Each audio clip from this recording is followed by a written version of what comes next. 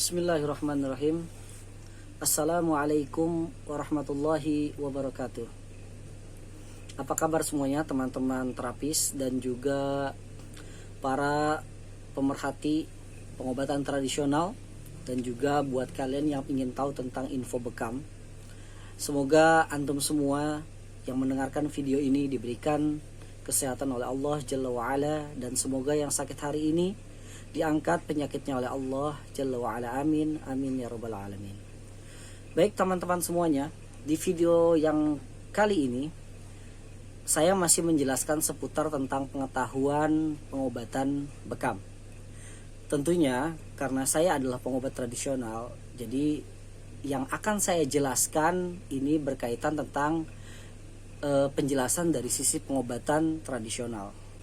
Baik teman-teman semuanya, pada kesempatan kali ini saya akan menjelaskan sedikit ya, men-sharing sedikit tentang pengobatan bekam ya. Apakah kita harus bekam atau tidak bekam ya, atau bagaimana ya.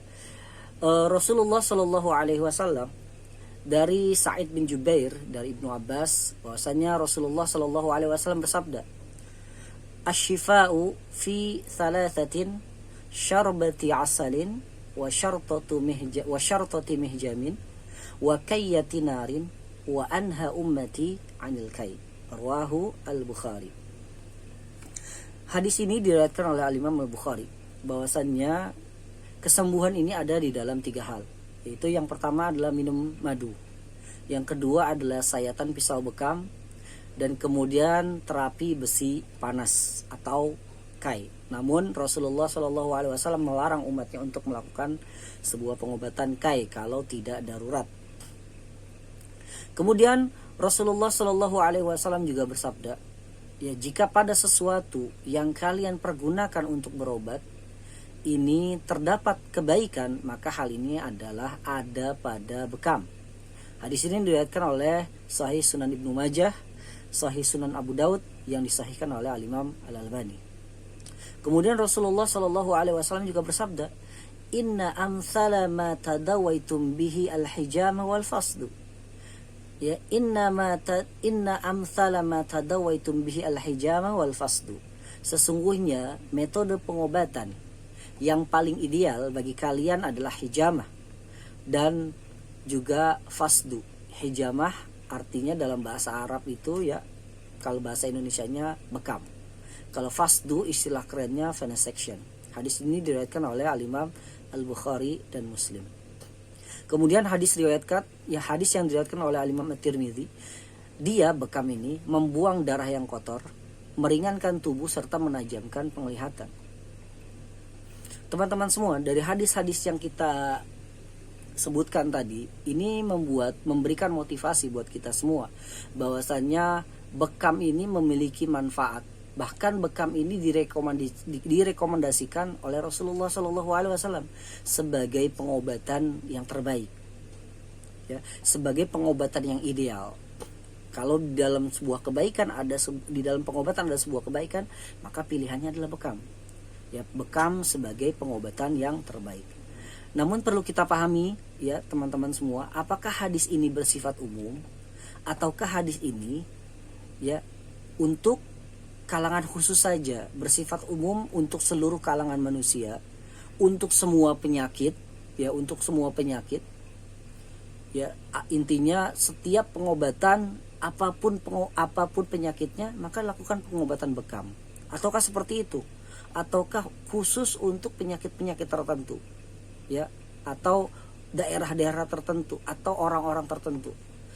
Nah, klaim bekam sebagai sebaik-baik pengobatan ya, tentunya ketika Rasulullah Shallallahu Alaihi Wasallam menyebutkan hadis ini di hadapan para sahabat Rasulullah Shallallahu Alaihi Wasallam, di hadapan orang-orang yang berada di Hijaz, yang berada di dataran Arab pada saat itu ya, yang tentunya di Hijaz itu di sana daerahnya adalah cuaca yang memiliki cuaca yang panas sekali ya, atau di dataran Arab ini penuh dengan cuaca yang panas. Karena itu Syekh Musa Al-Nasr pernah menyebutkan di dalam kitabnya, di dalam Manhaj As-Salama Fima Warada fil Hijama, atau yang dalam versi bahasa Indonesianya, terjemahan bahasa Indonesianya yang pernah saya baca ya, yaitu bekam cara pengobatan menurut sunnah Rasulullah Shallallahu Alaihi Wasallam. Beliau mengatakan, jika penyakitnya bersifat panas, hal ini bisa menyembuhkannya dengan cara mengeluarkan darah, baik dengan cara al-fasdu maupun dengan cara berbekam. Bahkan Al-Imam Ibnu Qayyim Al-Jauziyah juga menyatakan, menyatakan dengan pernyataan yang sama yang disebutkan oleh Syekh Musa Al-Nasr. Kalau penyakitnya panas, maka kita atasi dengan cara mengeluarkan darah, dengan cara misalkan pembekaman, ya, atau dengan cara fasdu, atau dengan cara yang lainnya, bloodletting, ya, sebagaimana yang dijelaskan kemarin, bahwasannya ada pengeluaran di daerah kulit, ada pengeluaran di daerah vena yaitu fasdu, ada pengeluaran di daerah spider vein. Ya, karena cara ini bisa mengeluarkan unsur yang buruk di dalam tubuh. Nah, kemudian Al-Imam Ibnu Qayyim Al-Jauziyah juga menyebutkan bahwasannya jika penyakitnya bersifat dingin, maka bisa kita atasi dengan pemanasan seperti dengan menggunakan madu, ya, atau herbal-herbal yang lainnya.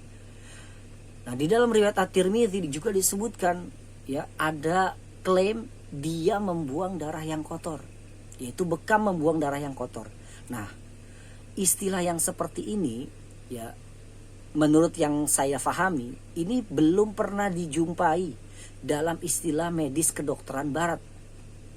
Yang saya tahu, ya, belum pernah dijumpai dalam istilah pengobatan barat bahwasannya ada darah yang kotor.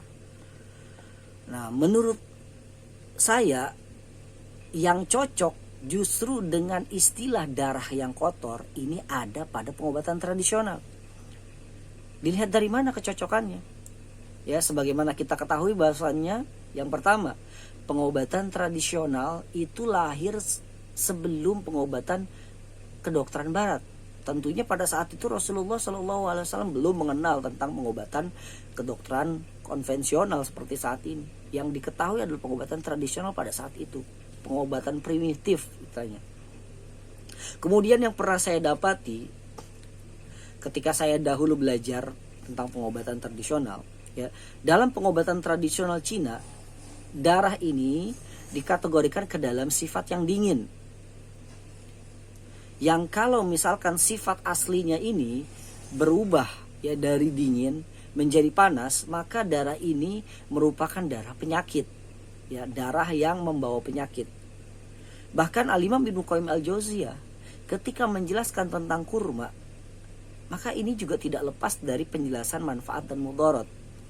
Ketika kurma ini dikonsumsi secara berlebihan, ya, makanya penting, ya, untuk kita memakai sebuah konsep yang disabdakan, yang difirmankan oleh Allah Subhanahu wa taala dalam Al-Qur'an. Kulu washrabu wala tusrifu. Makan dan minumlah dan jangan berlebihan. Intinya segala sesuatu itu harus ada takarannya. Tidak boleh kurang, tidak boleh pula berlebihan. Beliau mengatakan begini. Karakter kurma ini, ya, kurma yang masak atau istilahnya rutop, ia memiliki karakter yang panas dan lembab. Ketika dikonsumsi, ya, dalam keadaan kadar yang sesuai, maka ia bisa memperkuat lambung. Ia juga bisa menambah stamina, menyuburkan pertumbuhan badan, dan lain sebagainya. Namun sebaliknya, jika kurma ini dikonsumsi secara berlebihan, ya, atau bagi yang tidak terbiasa dalam mengkonsumsi kurma, maka ini badan bisa menjadi bau, gigi bisa menjadi rusak, sakit kepala, darah menjadi berlebih, bahkan darah menjadi kotor, ya. Di sini disebutkan bahwasanya Al-Imam Ibnu Qayyim Al-Jauziyah menyebutkan bahwasanya darah bisa menjadi kotor disebabkan karena mengkonsumsi kurma yang secara berlebihan. Artinya terjadi penumpukan panas disebabkan karena makanan yang bersifat panas, yaitu panas lembab tadi disebutkan karakternya.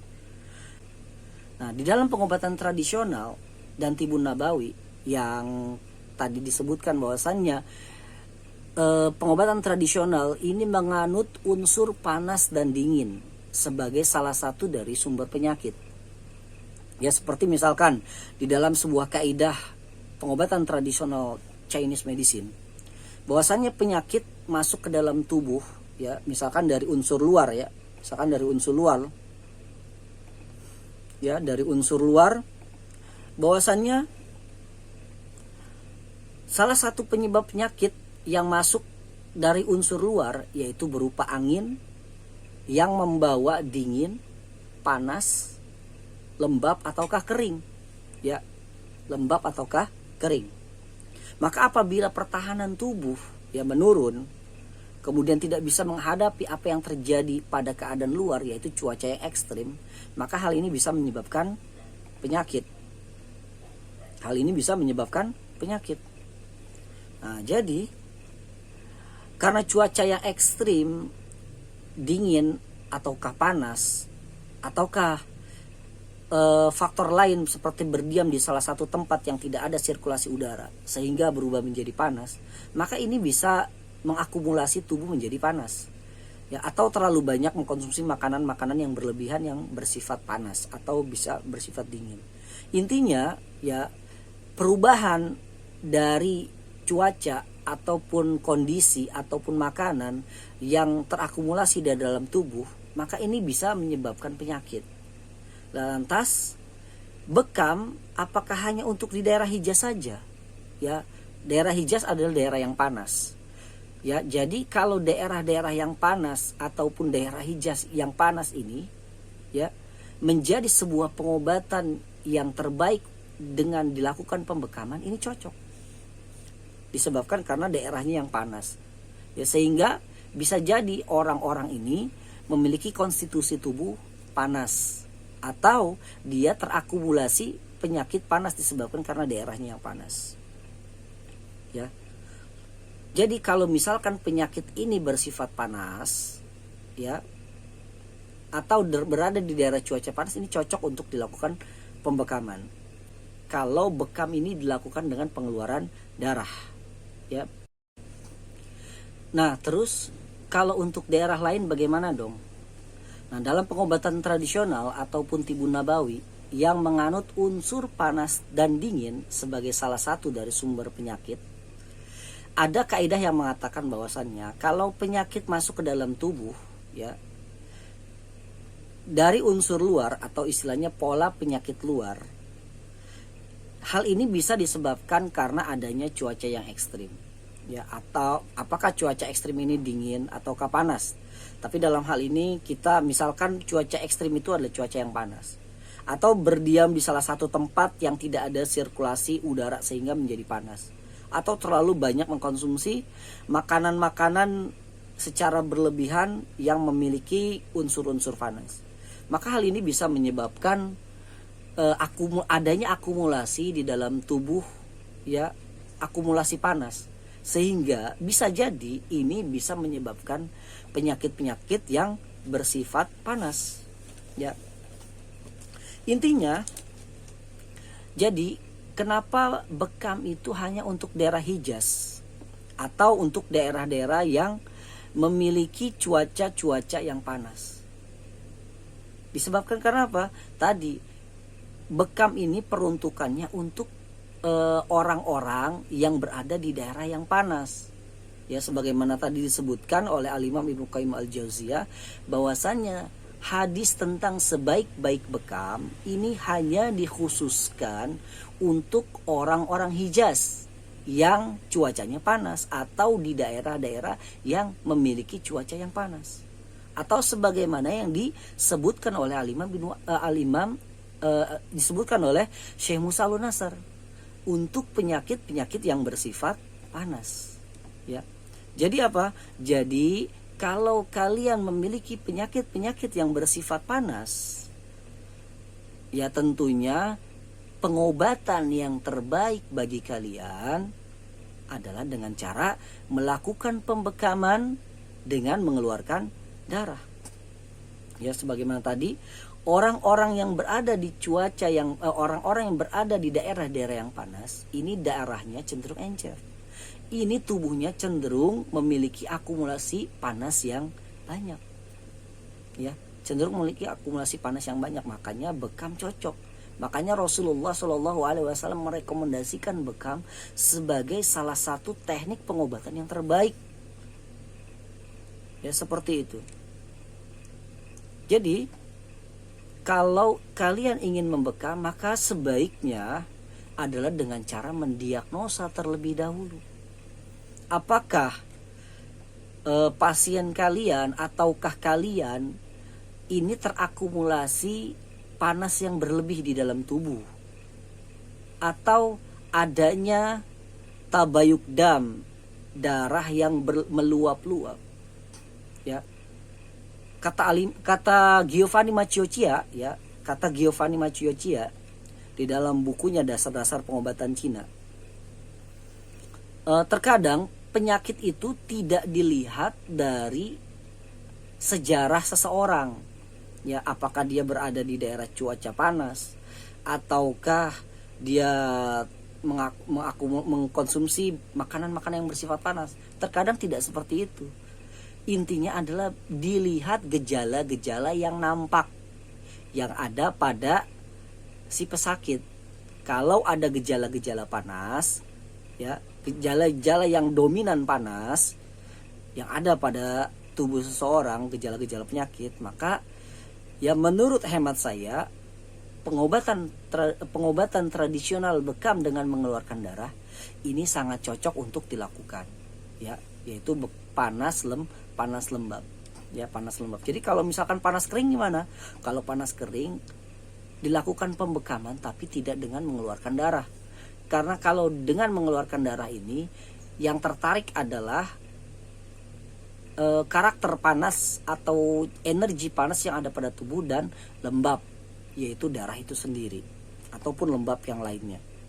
Ya, jadi menurut hemat saya ya bekam itu seperti itu. Jadi bekam juga berdasarkan teori pengobatan Cina, ya dia bersifat melemahkan, ya bersifat melemahkan penyakit itu sendiri, bersifat melemahkan panas, mengeluarkan akumulasi panas. Jadi itu menurut pemaparan yang saya pahami. Jadi kalaupun kalian misalkan teman-teman ada yang memiliki pemahaman yang lain tentang bekam, ya silahkan saja.